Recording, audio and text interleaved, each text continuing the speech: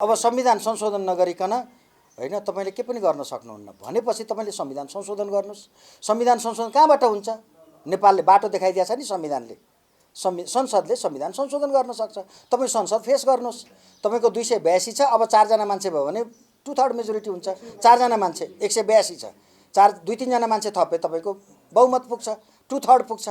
तपाई कन्फिडेन्समा लिनुस्, त्यहाँबाट संशोधन गरे भइगयो नि। अब फेरि संविधान तपाईले मात्रै संशोधन गरेर भएन, किनकि यहाँ तपाईभन्दा अरु फ्याक्टर पनि छन्, तिनीहरूलाई पनि कन्फिडेन्समा लिनु पर्यो।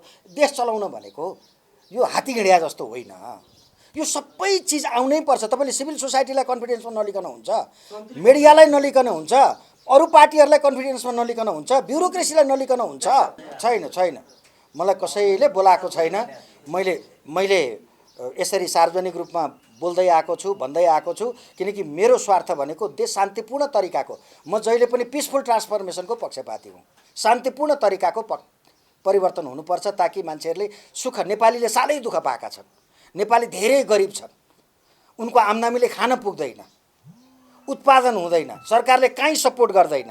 हो यस्तो स्थितिमा तपाईले जनतालाई कन्फिडेन्समा लिएर राहत दिँदै विस्तार परिवर्तन गर्नुस्। तपाईले एब्रुट चेन्ज गर्नुहुन्छ भने, रिभोल्युसनरी चेन्ज गर्नुहुन्छ, त्यो टिक्दैन। माओवादीले रिभोल्युसनरी चेन्ज गर्यो, टिकेन। रासोपा पनि आगो बालेरै आएको छ, 2 मत भएन। यो पनि म रिभोल्युसनरी चेन्ज गर्छु भन्नुहुन्छ, टिक्दैन। त्यसैले मलाई टिकोस् भन्ने छ, यो सरकार टिकोस्, 5 वर्ष टिकोस्, यसले सुधार गरोस्।